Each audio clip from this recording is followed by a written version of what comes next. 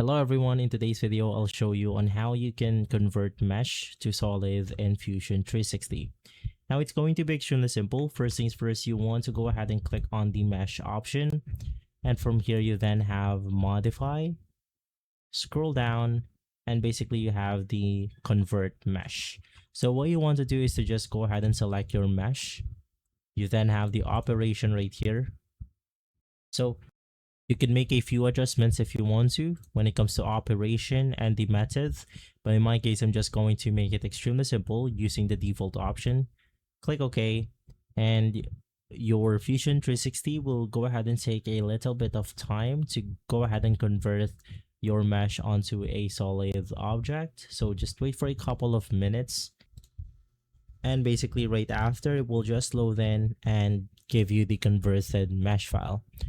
And so if this video has been helpful, leave a like, subscribe, and follow us for more videos like this. Thanks for watching.